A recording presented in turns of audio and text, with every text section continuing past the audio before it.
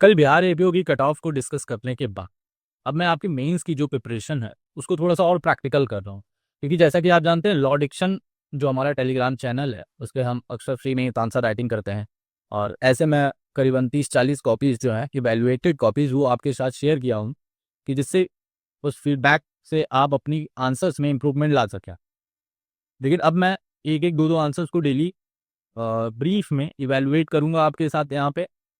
तो अगर आपको सीपीसी, बीएनएस, बीएनएसएस या बीएससी किसी भी टॉपिक पे दिक्कत हो रहा हो, नहीं समझ में आ रहा, प्रॉब्लम हो रही है, तो आप कमेंट बॉक्स में बता दीजिएगा।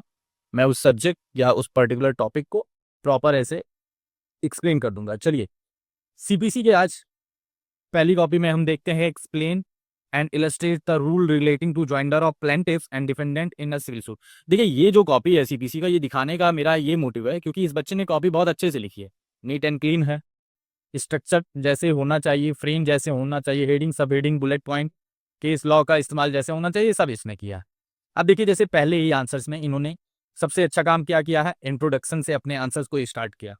अदरवाइज बाकी कॉपीज में क्या देखने को मिला था इस क्वेश्चन में, कि बच्चे रूल 1 से अपने आंसर्स को स्टार्ट कर देते हैं, लेकिन इन्होंने इंट्रोडक्शन दिया। इंट्रोडक्शन देने के बाद इन्होंने प्रिसाइज फॉर्म में लिखा, बहुत बड़ा नहीं लिखा। तो आप भी जब अपने आंसर्स लिख रहे हो जुडिशरी या एपीओ के, तो इंट्रोडक्शन थोड़ा प्रिसाइज फॉर्म में ही लिखे, अननेसेसरी उसको आधा पेज एक पेज करने की जरूरत नहीं है। ठीक है। अब देखिए, joinder of parties rule 1 order 1, यहाँ पे बकायदा एग्जामिनर को दिख जाएगा, खोजना नहीं पड़ेगा। इन्होंने सेपरेट हेडिंग डाल के यहाँ पे लिखा।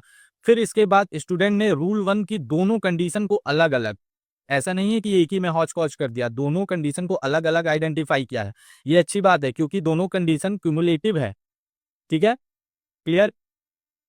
चलिए, प्लस पॉइंट क्या है कि प्रोविजन प्लस इंग्रेडिएंट्स जो है वो कॉपी में मेंशन किए गए हैं। क्लियर। फिर इन्होंने इलस्ट्रेशन भी दिया है, ऐसा नहीं है कि इन्होंने आंसर्स को आधा अधूरा किया। इससे क्या होगा, एग्जामिनर को लगेगा कि आपने पढ़ के लिखा हुआ है। ठीक है। नेक्स्ट, ज्वाइंडर ऑफ डिफेंडेंट बताया है, ऑर्डर 1 और रूल 3। अब स्टूडेंट ने प्लेंटिफ की तरह डिफेंडेंट ज्वाइंडर की कंडीशन को ऑर्डर 1 रूल 3 के तहत यहाँ पे एक्सप्लेन कर दिया है। अगर आप देखें तो इसको भी सेपरेट एक्सप्लेन किया है, और यह जो सीक्वेंसिंग है वो लॉजिकल है, पहले रूल 1 फिर रूल 3, और साथ में इलस्ट्रेशन भी दिया है। ठीक है। और अगर आप ध्यान दें इस कॉपी में, तो यहाँ भी वही दो बेसिक जो रिक्वायरमेंट है प्रॉपरली वो आइडेंटिफाई किया गया है, जैसे सेम एक्ट ट्रांजेक्शन और कॉमन क्वेश्चन ऑफ लॉ या फैक्ट। और देखिए, काफी सारे सीपीसी के आंसर्स में देखने को मिला था कि बच्चे यहाँ पे आंसर्स लिख के अपना कंप्लीट कर दे रहे थे, लेकिन इन्होंने सेपरेट ट्रायल यानी रूल 3A के बारे में भी बताया है। इसलिए ये आंसर्स थोड़ा सा और मेच्योर हो जा रहा है। इसलिए जब बच्चे 10 में 8 मार्क्स पाते हैं और दूसरा बच्चा 10 में 5 मार्क्स पाता है, तो पूछता है कि भैया मेरे नंबर क्यों काट लिए, मैंने भी तो पूरा लिखा था। तो ये सारी चीजें जो होती हैं वो आपके आंसर्स को थोड़ा सा मेच्योर, थोड़ा सा स्टैंडर्ड बना देती हैं। ठीक है।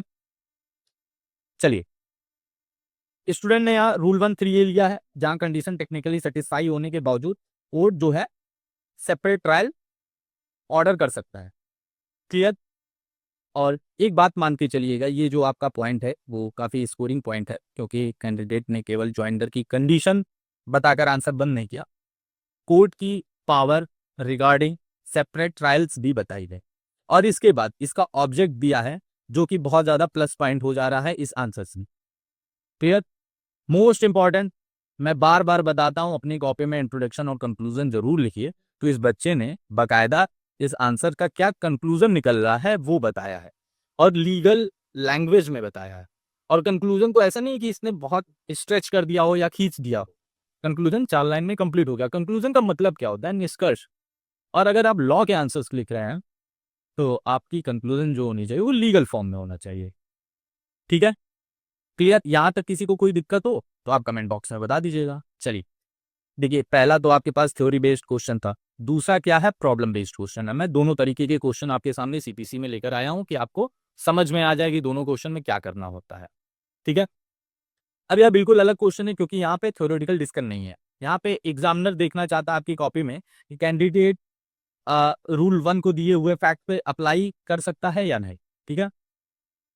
अब देखिए, इशू थोड़ा सा राइटिंग का वो है, लेटर्स कोई बच्चा छोटा लिखता है, कोई बड़ा लिखता है। थोड़ा सा अगर आप इसको और क्लियर लिखोगे तो आपके लिए ये प्लस पॉइंट होगा। ठीक है। इशू आइडेंटिफाई यहाँ पे स्टूडेंट ने बाखूबी किया। इशू आइडेंटिफिकेशन अच्छी है। क्या बीसी और डी इंडिपेंडेंट कॉन्ट्रैक्ट के बावजूद एक ही सूट में को प्लेंटिव के रूप में ज्वाइन हो सकते हैं? ठीक है, अब देखिए इसमें इन्होंने ये जो यहाँ पे स्टार्ट किया है ऑर्डर 1 रूल 1, बेसिकली वो लॉ है। ठीक है, नेक्स्ट पेज में लिख दिया होता तो ठीक रहता। ध्यान दीजिएगा, स्टूडेंट ने पहले गवर्निंग प्रोविजन को आइडेंटिफाई किया।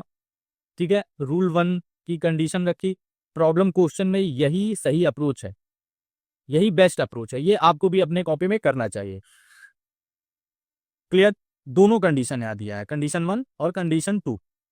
लेकिन यहां पर वही बात आ गई कि रूल 1 की दोनों कंडीशन क्यूमुलेटिव है। केवल कॉमन क्वेश्चन ऑफ लॉ और फैक्ट होने से ज्वाइंडर जो होता है वो परमिसिबल नहीं होता है, अगर फर्स्ट कंडीशन सेटिस्फाई नहीं हो रही है तो।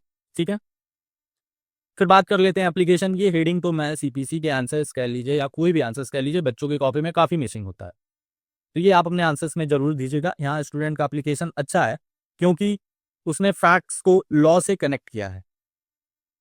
आप डिटेल में एक बार पढ़ लीजिएगा, ये कॉपी जो है लॉ डिक्शन के टेलीग्राम पे ऑलरेडी मैंने शेयर कर दिया। ठीक है, इस आंसर का सबसे अच्छा जो आप कह सकते हो हिस्सा या पार्ट यही एप्लीकेशन है। कैंडिडेट ने सिर्फ रूल 1 कोट नहीं किया है।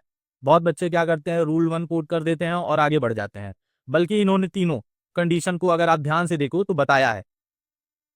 ठीक है, इसलिए कॉमन ट्रांजैक्शन वाली जो यहाँ पे रिक्वायरमेंट है सेटिस्फाइड नहीं होती है। अगर मैं बताऊं कि यहाँ पे आप एक छोटा सा सुधार कर सकते हैं तो ये आंसर आपका स्टैंडर्ड थोड़ा और बढ़ा देगा। वो ये है कि ये जो एप्लीकेशन है ये थोड़ा सा और क्रिप्स किया जा सकता है। सेम डेट और आइडेंटिफिकेशन को थोड़ा सा और शॉर्ट फॉर्म में अगर ये लिख दीजिए तो ये आपके आंसर्स परफेक्ट हो जाएंगे। क्लियर, अब देखिए कंक्लूजन क्या कंक्लूड किया है बच्चे ने। कंक्लूजन ब्रॉडली इनका करेक्ट है। मैंने यहाँ पे इनको फीडबैक में दिया था कि legally sound answer. Clear, legally sound answer था इनका। इन्होंने आंसर्स को पढ़ा है और लिखते समय बहुत अटेंटिव होकर लिखा है। ठीक है, अच्छी बात यह है कि कंक्लूजन जो था एप्लीकेशन से लॉजिकली निकल रहा था। कैंडिडेट ने पहले लॉ बताया फिर फैक्ट अप्लाई किया, तो इसलिए मैं कहूंगा कि ये आप आंसर्स जरूर देखिए, तो इससे आपका जो सब्जेक्टिव क्वेश्चन है और जो ये आपका प्रॉब्लम बेस्ड या फैक्ट बेस्ड जो क्वेश्चन है उससे कंसेप्ट क्लियर होगा। अगर आपको ऐसे इवेल्युएटेड कॉपी डेली चाहिए तो आप कमेंट बॉक्स में बता दीजिए कि किन सब्जेक्ट्स के या किस पर्टिकुलर टॉपिक पे आपको प्रॉब्लम हो रही है, तो मैं उसके answers law diction mains answer writing के जो बच्चे हैं उनकी कॉपी के साथ इवेल्युएट कर दूंगा। और साथ ही साथ हमारा जो टेलीग्राम चैनल है लॉ डिक्शन, अगर आप उसे ज्वाइन कर लोगे तो आपको वहाँ पे काफ़ी सारे क्वेश्चंस और इवैल्यूएटेड कॉपीज मिल जाएंगी, जिससे आप अपने मेंस में और अच्छे से इनहेंस कर सकते हैं।